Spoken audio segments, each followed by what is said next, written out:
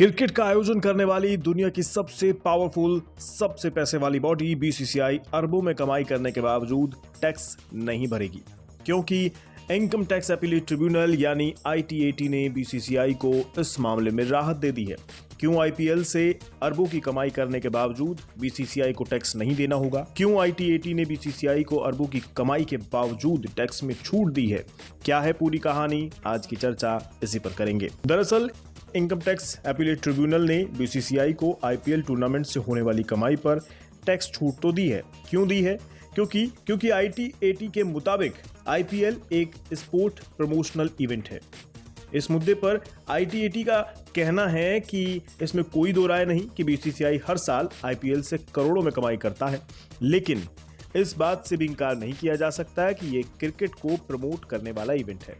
ऐसे में इससे होने वाली कमाई पर टैक्स नहीं वसूला जा सकता। दरअसल रेवेन्यू डिपार्टमेंट ने वित्तीय वर्ष 2016-17 में बीसीसीआई को 3 शो कॉज नोटिस जारी किया था।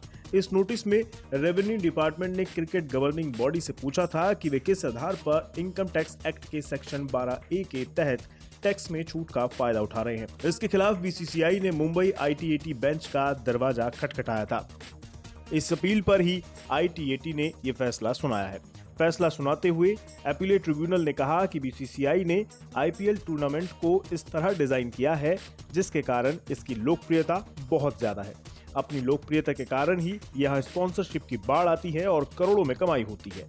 हालांकि इस बात से इंकार नहीं किया जा सकता कि ये इवेंट क्रिकेट को प्रमोट करने के लिए है। वहीं दूसरी तरफ टैक्स डिपार्टमेंट का कहना है कि आईपीएल एक एंटरटेनमेंट टूर्नामेंट की तरह है। ऐसे में इससे होने वाली कमाई पर टैक्स की देनदारी बनती है। आईपीएल में जितनी एक्टिविटी होती है उनकी बात करें तो ये ट्रेड, कॉमर्स और बिजनेस से संबंधित है। आईटीएटी के इस फैसले का पब्लिक ट्रस्ट के एक्टिविटी पर गंभीर असर होने वाला है। टैक्स एक्सपर्ट्स का कहना है कि संभव है ट्रस्ट भी अब इस रास्ते को अपनाए। हालांकि ये प्राइवेट ट्रस्ट के लिए लागू नहीं होगा। आपको बता दें, इनकम टैक्स एक्ट के सेक्शन 12A के मुताबिक पब्लिक ट्रस्ट को प्रिंसिपल कमीशन को अपनी एक्टिविटी के बारे में जानकारी देनी होती है।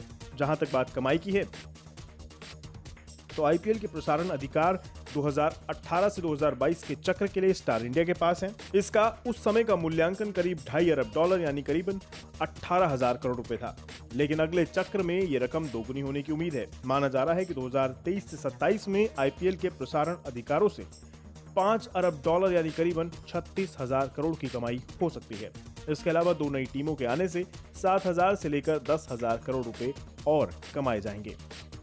कुल मिलाकर बीसीसीआई आईपीएल से करोड़ों अरबों की कमाई तो कर रही है, लेकिन इतनी कमाई होने के बावजूद बीसीसीआई को इस कमाई पर कोई टैक्स नहीं देना होगा।